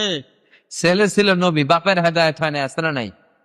স্বামী ছিল নবী, স্ত্রীর হেদায়েত হয় নাই, আছে না নাই? স্ত্রী ছিল আল্লাহর ওলি কিন্তু স্বামীর হেদায়েত হয় নাই, আছে না নাই? সাইয়েদনা ইব্রাহিম ছেলে নবী কিন্তু বাপের কপালে ঈমান জোটে নাই, ঠিক কিনা? সাইয়েদনা নূহ আলাইহিস সালাম বাবা নবী, ছেলে কেনানের কপালে ঈমান জোটে নাই। সাইয়েদনা লূত আলাইহিস সালাম আল্লাহর নবী কিন্তু লূত আলাইহিস সালামের স্ত্রীর কপালে হেদায়েত জোটে। আবার আসিয়া আল্লাহর প্রিয় বান্দি, আসিয়ার স্বামী ফেরাউনের কপালে হেদায়েত আছে নাকি? হেদায়েত দেয় কে? ইন্নাকা লা তাহদি মান আহবাবতা ওয়ালাকিন্নাল্লাহা ইয়াহদি মান ইয়াশা। ও নবী, আপনি চাইলেই কাউরে হেদায়েত দিতে পারবেন না, হেদায়েত দেওয়ার মালিক কে? এজন্য আল্লাহ বললেন ইন্না হাদাইনাহুস সাবিল, আমি পথ দেখিয়েছি।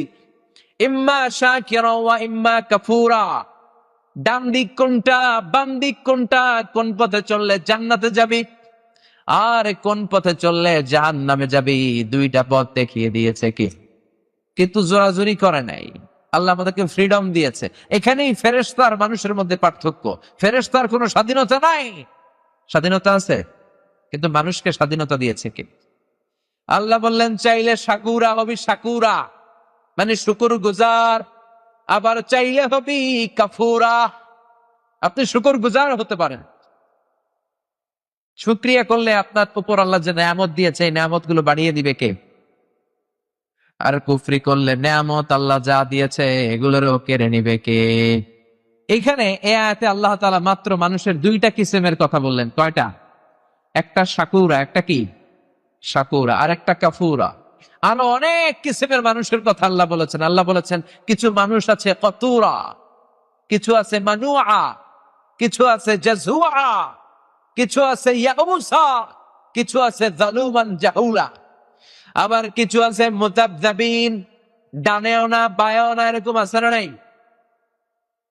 আল্লাহর নাম দিয়েছে মুজাবজাবিন, ডানেও যায় না বায়েও যায় না, নেহি এদার নেহি ওদার, দারমিয়ান মে সদর বাদার, এরকম আছে না নাই? আছে আছে। দুই নৌকায় পাড়া দিলে যে অবস্থা হয়, নৌকায় চড়ছেন না, দুই নৌকায় পাড়া দিয়ে বেশিক্ষণ থাকা যায়? হয় ওই নৌকায় উঠে যেতে হবে, নয় এই নৌকায় ফিরে আসতে হবে। চিল্লা এখন ঠিক কিনা? কিছু লোক আছে দুই নৌকাতেই পাড়া দেয়, নেহি এদা নেহি ওদার, দারমিয়ান মে সাতার বাদা, এরা উপর দিয়ে ফিটফাট, ভিতর দিয়া সদরঘাট। এদের অবস্থা বড় ভয়ঙ্কর, এদের ভেতরে এক বাইরে আর এক, এদের নাম মুনাফিক, ঠিক কিনা? এরকম আছে না নাই? আছে। এরা কোন দিকে চলবে এরা জানে না। একবার মনে মনে ভাবে আলেম ওলামাদের সাথে থাকি তাইলে আল্লাহর রহমত পাওয়া যাবে, আবার কয় না শাহবাগে যে বক্তব্য দেই তাহলে টাকার বান্ডিল পাওয়া যাবে। আছে না নাই? যেদিকে বৃষ্টি এরা ওইদিকে ছাতা ধরে, যখন যারা ক্ষমতায়, যখন যাদের দাপট, তখন তাদেরকে তেল মারে। আছে না নাই? এদের চরিত্র মাছির মতো, আর মুমিনের চরিত্র হচ্ছে মৌমাছির মতো। মৌমাছি শুধু সুঘ্রাণ যুক্ত জায়গায় বসে, ফ্লাওয়ার নেকটার যেখানে সুঘ্রাণওয়ালা ফুল আছে মৌমাছি ওইখানে বসে, কিন্তু মাছি ফুলের উপর বসে, মিষ্টির উপর বসে, মধুর উপর বসে, আবার টয়লেট খোলা থাকলে টয়লেটের মাঝখানে যায় বসে। আছে না নাই? এখন আপনি কি মাছি হবেন না মৌমাছি হবেন? The decision is years. আমরা কি মাছি হব নাকি মৌমাছি? এরা হচ্ছে মুজাবজাবিন, এরা দোদেল বান্দা, এরা কালমা চোর, ঠিক কিনা? দোদেল বান্দা কালমা চোর, না পায় শ্মশান না পায় ঘোর, দিন থাকিতে আয়রে পথে ছাইড়া দে ভণ্ডামি, ভণ্ডামি ভণ্ডামি ভণ্ডামি, ছাইড়া দে ভণ্ডামি। নামাজ কালাম পড়ে না, ইবলিশ শয়তানের নানা। আছে না নাই? নামাজ নাই, রোজা নাই, এরা মারের পথের লাইনের লোক। কিসের পথ? মারের পথ না মায়ের পথ? নামাজ রোজা কিছু লাগে? চুলে জট পাকিয়ে রাখে, লাল সালো পড়ে থাকে, আর গোসল করে না। এমন পীর নাকি আছে সারা বছরে গোসল নাই, সারা বছর গোসল করে একদিন, ওই গোসলের পানি আবার মুরিদরা খাইয়া শেষ। আছে না নাই? আছে। এগুলো কি মানুষ? এই যে সূরাতুল ইনসান, যে মানুষ আল্লাহ আমাদেরকে বানাতে চায়, এগুলো কি ওই মানুষ? কথা ক। নামাজ কালাম পড়ে না, ইবলিশ শয়তানের নানা, ঠিক কি না? এরা হলো ভণ্ড, এদের নিজস্ব কোনো চরিত্র নাই। আল্লাহ কিছু কিছু মানুষের বর্ণনা দিলেন, এরা মুজাবজাবিন, এরা দুমুখ সাপ, এদের ভেতরে এক বাইরে আরেক, এদের নাম মুনাফিক। এদের নাম কি? ইউযহিরু খিলাফা মা ইউবতিন, ভিতরে একটা বাইরে আরেকটা। এদের অবস্থা মধু হই হই বিষ হাবাইলা, মধু হই হই বিষ হাবাইলা। এরা বলে যে এটা মধু, এটা খান, এটা মধু, এটা খান। আসলে কি? আসলে কি? এরা কি মুমিন না মুনাফিক? মুমিন না মুনাফিক? এজন্য আল্লাহ বললেন কিছু বান্দা শুকরগুজার, কিছু বান্দা কুফরি করে, কিছু বান্দা মুনাফিকি করে। আবার আমার বান্দার মধ্যে কিছু বান্দা আছে আজুলা। আজুলা মানে তাড়াহুড়ো করে। খলিকাল ইনসানু মিন আজাল, মানুষকে আজাল থেকে তৈরি করা হয়েছে। মানুষ সব নগদ চায়। মানুষের মধ্যে একটা প্রবৃত্তি আছে, সে সব নগদ চায়। নগদ যা পাও হাত পেতে নাও, বাকির খাতায় শূন্য থাক। দূরের বাদ তো লাভটি শোনে, মাঝখানে যে বেজায় ভাগ। আচ্ছা না ভাই? নগদ নগদ চায়, তাড়াহুড়ো করে। বিশ্বনবী তাড়াহুড়ো করতে নিষেধ করেছেন। বিশ্বনবী বলেছেন আত-তাআনি মিনাল্লাহ ওয়াল উজলাতু মিনাশ শাইতান, তাড়াহুড়ো করা শয়তানের স্বভাব। আর ধীরস্থির ভাবে কাজ করলে ওই কাজে বরকত দেয় কে?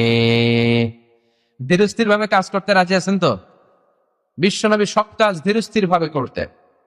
এমনকি সালাতে বিশ্বনবী খুব ধীরস্থির ছিলেন। কিন্তু আমাদের নামাজে তাড়াহুড়ো আছে না নাই? আমরা নামাজে পড়ি আবার মনে দিক সেদিক যায়। নামাজে পড়ি, ক্রিকেট খেলায় মাশরাফি বিন মুর্তজা ছক্কা মারলো না, আউট হইলো, চিন্তা আছে না নাই? আছে। নামাজে পড়ে আমার পছন্দের সিরিয়াল শুরু হলো কিনা, টেনশন আছে না নাই? বিশ্বনবী নামাজ পড়তে বলেছেন ধীরস্থির ভাবে, এবং জামাত যখন শুরু হয় সেখানে বিশ্বনবী ধীরস্থির ভাবে যেতে বলেছেন, দ্রুত যেতে নিষেধ করেছেন। ইদা উকিমাতিস সালাহ ফালা তা'তুহা তাসআউন, যখন নামাজের একামত হয়ে যায় দৌড়ে দৌড়ে নামাজে যেও না। ওয়া আতুহা তামশুন, হেঁটে হেঁটে ধীরস্থির ভাবে যাও। ফামা আদরাকতুম ফাসাল্লু, যদ্দূর পাবে ধীরস্থির ভাবে আদায় করো। আমা ফাতাকুম ফাতিমু, যতটুকু তোমার ছুটে যায় এটা একা একা পড়ে নাও, কবুল করে নেবে কে? কিন্তু জামাত ধরার জন্য দৌড়াদৌড়ি আছে না নাই? আপনাদের হয় না মাগরিবের নামাজে এশার নামাজে ইমাম কেরাত শুরু করেছে, বুঝতে পারতেছে যে এখন রুকুতে যাবে, দৌড় মারে, আছে না? অজু করার সময় অনেকে তাড়াহুড়ো করে অজু করে যে দৌড়িয়ে যে ধরবে, এরকম অনেক আছে তাড়াহুড়ো করে অজুর মাঝখানে কেরাত শুনতেছে, ওয়াদ্দুহা ওয়াল্লাইলি ইযা সাজা মা ওয়াদ্দাআকা রাব্বুকা ওয়া মা ক্বালা। এখন যিনি অজু করতেছে উনি ভাবতেছে সূরা তো আমার মুখস্থ, কিছুক্ষণ পরেই এই সূরা শেষ, আর সূরা শেষ হইলে ইমাম সাহেব যাবে রুকুতে। রুকু ধরার জন্য অজু করে দিছে দৌড়, মসজিদে ছিল টাইলসের মসজিদ, উল্টায় বসছে, মুসল্লি একদিকে লুঙ্গি আরেকদিকে, এরকম আছে না নাই? বিশ্বনবী বললেন তাড়াহুড়ো করে কাজ করা শয়তানের স্বভাব। আল্লাহ বললেন ইবলিস তাড়াতাড়ি আদমরে সেজদা দে। ইবলিস একটু চিন্তা করে নাই, মুহূর্তের মধ্যে বলে খালাকতানি মিন নার, আমারে বানিয়েছেন আগুন দিয়ে, আগুনের কাজ হলো খালি উপরের দিকে যাওয়া। ওয়া খালাকতাহু মিন তিন, আদমকে বানিয়েছেন মাটি দিয়ে, মাটির কাজ হলো নিচে পড়ে থাকা। আগুনের কাজ লেলিহান শিখা উপরে যায়, মাটির কাজ নিচে পড়ে থাকে। আমি সেজদা দিমু কেন আদম রে কোন আমারে দিতে? নাউজুবিল্লাহ কইবেন না? সে তাড়াহুড়ো করে এই তর্ক নামিয়ে ফেলেছে, এই তাড়াহুড়ো করার কারণেই ভেজাল লেগে গেছে। চিল্লা এখন ঠিক কিনা? ইবলিস যদি ভাবতো কথা ঠিক, আমি আগুন দিয়ে তৈরি, আমি উপরের দিকে উঠি, আদম মাটির তৈরি, মাটি নিচে পড়ে থাকে, কথা সবই ঠিক, কিন্তু অর্ডারটা কার? আদেশটা কার?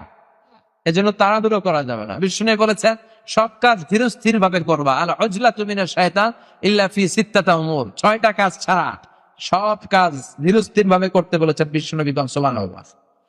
বিশ্বনবী বললেন সব কাজ ধীরস্থির ভাবে করবা 6টা কাজ ছাড়া। চিল্লা এখন কয়টা?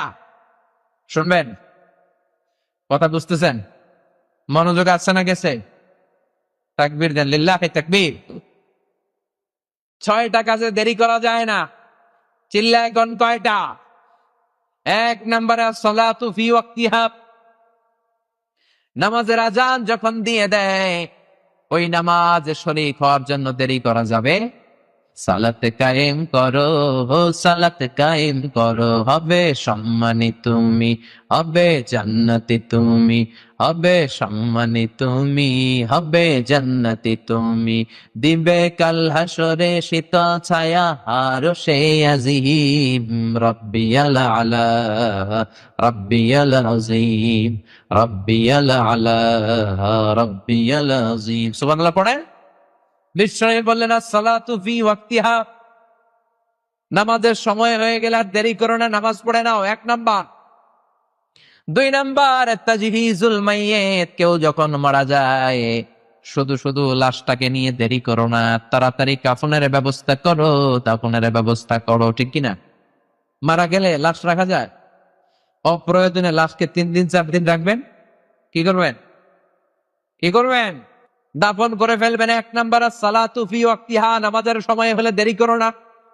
2 নাম্বার তাজহিজুল মাইয়িত, মারা গেলে লাশটাকে দেরি করে রেখো না, তাড়াতাড়ি, যত তাড়াতাড়ি দাফন ততই সওয়াব বেশি, ঠিক কি না?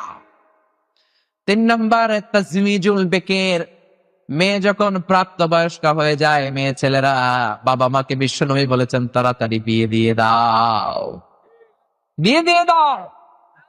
কিন্তু আমরা বিয়েতে খালি দেরি করি, আছে না নাই? পোলারে কয় তুই নিজের পায়ে খাড়া, তো এতক্ষণ কার পায়ে খাড়াইছিস? ও সারা জীবনও কার পায়ে খাড়াইছে? আমাদের দেশে একটা ছেলে ম্যাচিউরড হয়ে যায় অলমোস্ট 14, 16, 17, বড় জোর 18 বছর বয়সে। 16 বছর বয়সে যদি ম্যাচিউরড হয়, আর ওরে বিয়ের পিড়িতে যদি বসান 32 বছর বয়সে, তো বাকি 16 বছর ও কি করবে? আঙ্গুল চলবে? কথা বলেন। এই যৌবনের তাড়নায় আপনার ছেলে, আপনার যুবতী মেয়েটা যত পাপ করবে, ওই পাপের একটা পার্সেন্টেজ গুনাহ আপনি বাবা হিসেবে আপনার কান্দে আছে না নাই? এজন্য খবরদার, বিশ্বনবী বললেন যেই সমাজের মধ্যে বিয়ের খরচ বেড়ে যায়, বিয়ের দাম বেড়ে যায়, ওই সমাজে জেনা করা সহজ হয়ে যায়। আমাদের সমাজে বিয়ে করতে লাগে 10 লাখ, জেনা করতে লাগে 500 টাকা। কথা কন। এই যুবক ছেলেগুলো যদি নিষিদ্ধ পল্লীতে যায়, তাহলে কিয়ামতের ময়দানে বাবা আর মা আল্লাহর দরবারে জবাব দেওয়ার মতো কোনো সুযোগ থাকবে না। চিল্লায় বলেন ঠিক কিনা? এজন্য বিয়ে করায় দেন। বিয়ের মতো ভালো কাজ দুনিয়ায় নাই। তাড়াতাড়ি বিয়ের দরকার আছে না নাই?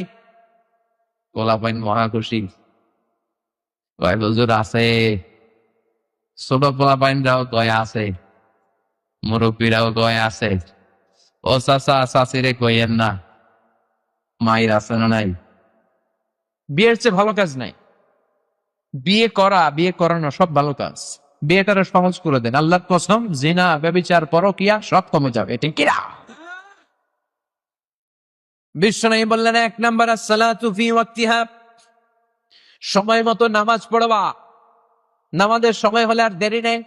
2 নাম্বারে কেউ মারা গেলে লাশ নিয়ে দেরি নাই, দাফন করে দিবা। 3 নাম্বারে তাজওয়ীজুল বিকর, প্রাপ্ত বয়স্ক এবং বয়স্কা যদি ছেলে মেয়ে হয়ে যায় তাদের বিয়ে দিয়ে দাও। 4 নাম্বারে বিশ্বনবী বললেন কদাউদ দাইন, তোমার কাদের মধ্যে ঋণ আছে, তাকে হাতের মুঠোয় টাকা আসার সাথে সাথে ঋণ পূরণ করে দাও, ঋণ আদায় করে দাও। ঠিক কিনা? ঋণ শোধ করে দিতে হবে। অনেকে ঢিলামি করে, টাকা আসছে 2 লাখ হাতে, ঋণ আছে 50,000, পরে দিন, আছে না নাই? না, কদাউদ দাইন, ঋণ শোধ করে দিবেন, দেরি করতে নাই। 4টা গেল। 5 নাম্বারে বিশ্বনবী বললেন আত-তাওবাতু মিনাজ যুনুব, পাপ করেছো, অন্যায় করেছো, দেরি করো না, তাড়াতাড়ি তওবা করো। ঠিক কিনা? গুনাহ করে দেরি করা যাবে? যে পাপ আজকে সকালে একটা করছি, কালকে রাত্রে মাপসাম, এরকম টাকায় যাচ্ছে না নাই? না, সাথে সাথে মাপ চান। আপনাকে মাফ করে দেওয়ার জন্য আল্লাহ বসে আছে। গাফিরুয যামব কাবিলিত তাওব, তিনি তওবার জন্য বসে আছে 24/7। সপ্তাহের 7 দিন, দিনের 24 ঘন্টা, মাসের 30 দিন। আপনি তওবা কখন করবেন এই আশায় আল্লাহ বসে থাকে। ঠিক কিনা? ইয়া আইয়ুহাল্লাযীনা আমানু তুবু ইলাল্লাহি তাওবাতান নাসুহা, ও গোলাপ, তওবার মতো তওবা করো। তওবার মতো তওবা করলে জীবনের সব গুনাহ মাফ করে দেয় কে? বিশ্বনবী বললেন আল্লাহি লা আস্তাগফিরুল্লাহ ওয়া আতুবু ইলাইহি ফি কুল্লি ইয়াউমিন আকসার মিন 70 মাররা। আমি বিশ্বনবী, আমার আগের গুনাহ মাফ, পরের গুনাহ মাফ, আমার জীবনে গুনাহ নাই। তারপরে আমি বিশ্বনবী প্রতিদিন 70 বারেরও বেশি আল্লাহর কাছে তওবা করি। বিশ্বনবী যদি প্রতিদিন 70 বারেরও বেশি তওবা আল্লাহর কাছে করে, তাহলে আমাদের করা দরকার কয়বার? কথা বলেন। এজন্য বিশ্বনবী বললেন 5 নাম্বার আত-তাওবাতু মিনাজ যুনুব, অন্যায় হয়েছে, পাপ হয়েছে, দেরি নাই, সাথে সাথে তওবা করো। 6 নাম্বার ইতআমুদ দুয়ুফ, মেহমান আসছে খাবার দিয়ে দাও। মেহমান আসলে তাড়াতাড়ি আপ্যায়ন করো, দেরি করো না। মান কানা ইউমিনু বিল্লাহি ওয়াল ইয়াউমিল আখির ফালিউকরিম দাইফাহু, যে আল্লাহকে বিশ্বাস করে, আখিরাতে বিশ্বাস করে, সে যেন মেহমানের আপ্যায়ন করে। অনেকে মেহমান আসলে নাখোশ হয়ে যায়, কই এত মেহমান আইয়ে কে, খাও মুখ কই গা, আছে না নাই? মেহমান কিন্তু আপনার খাবারে, আপনার রিজিকে ভাগ বসানোর জন্য আসে না। সে আল্লাহর পক্ষ থেকে রিজিক এনে আপনার রিজিকে আরো বরকত ঢুকানোর জন্য চলে আসে। সুবহানাল্লাহ পড়েন। এজন্য বিশ্বনবী বললেন আল উজলাতু মিনাশ শাইতান, তাড়াহুড়ো করে কাজ করা এটা শয়তানের স্বভাব। কিন্তু 6টা কাজে তাড়াহুড়ো করতে সমস্যা নাই। 1 নাম্বার, নামাজের সময় হলে নামাজ পড়ে ফেলা। 2 নাম্বার, কেউ মারা গেলে তাকে তাড়াতাড়ি দাফন দিয়ে দেয়া। 3 নাম্বার, সন্তান, ছেলে মেয়ে যদি প্রাপ্তবয়স্ক হয় বিয়ে দিয়ে দেয়া। 4 নাম্বার, ঋণ যদি কাঁধে থাকে, হাতে টাকা আসলে ঋণ পরিশোধ করা। 5 নাম্বারে বিশ্বনবী বললেন তওবা করা, পাপ করার সাথে সাথে তওবা করা। 6 নাম্বারে বিশ্বনবী বললেন মেহমান আসার সাথে সাথে মেহমানকে আপ্যায়ন করে দেয়া। এখন সুবহানাল্লাহ। তাহলে কোনো কাজে তাড়াহুড়ো করা যাবে না এই 6টা কাজ ছাড়া। চিল্লা একদম ঠিক কিনা? ধীরস্থির ভাবে সালাতে থাকার দরকার আছে না নাই?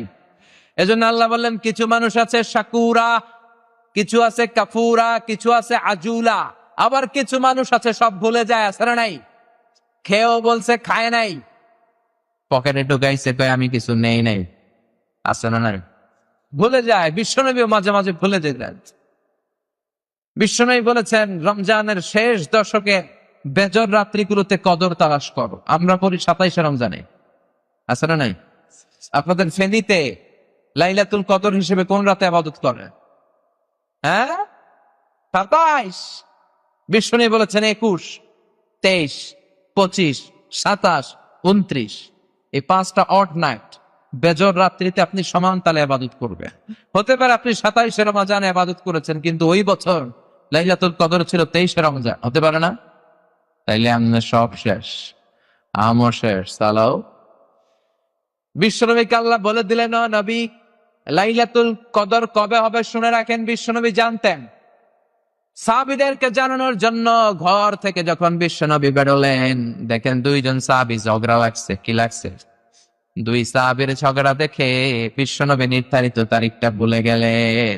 মানুষ ভুলে যায়, ভুল করা মানুষের স্বভাব। চিল্লায় বলেন ঠিক কিনা?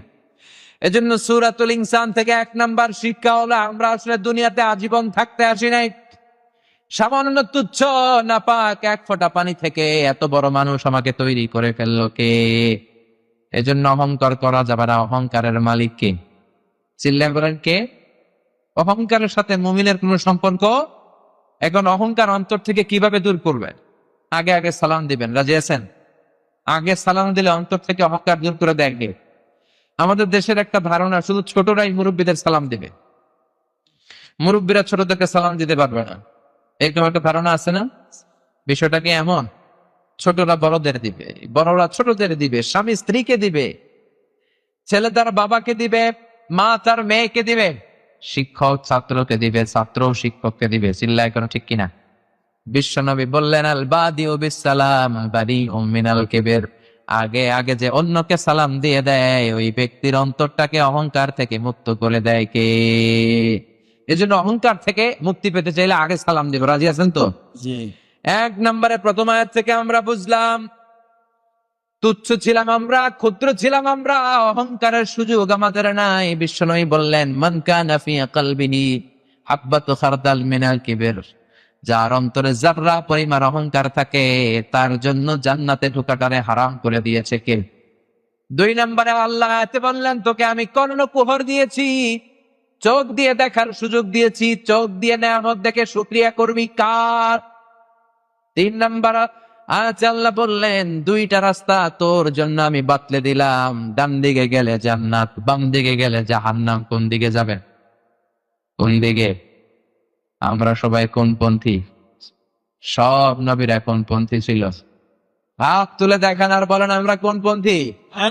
লিল্লাহি তাকবীর, লিল্লাহি তাকবীর। আল্লাহ হাতগুলোকে কবুল করো। মৃত্যুর আগ পর্যন্ত যেন ডানপন্থী থাকতে পারে তুমি কবুল করো।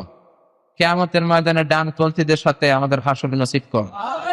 যতগুলো কথা বলেছি কোরআন সুন্নাহর আলোকে বলেছি, বানিয়ে কিছু বলি নাই। তারপরেও আমার মনের অজান্তে কোনো মিস ইনফরমেশন যদি আমার মুখ ফসকে বেরিয়ে যায়, সেগুলো যেন আল্লাহ তাআলা আপনাদের স্মৃতিপট থেকে মুছে দেয়। আমরা পড়ি আমিন। সত্য, সুন্দর, কল্যাণকর, হকের পক্ষে যা বলেছি তার সবটুকু আল্লাহ তাআলা প্রথমে আমাকে এবং আপনাদের সবাইকে আমলের তৌফিক দান করে। আমরা পড়ি আমিন।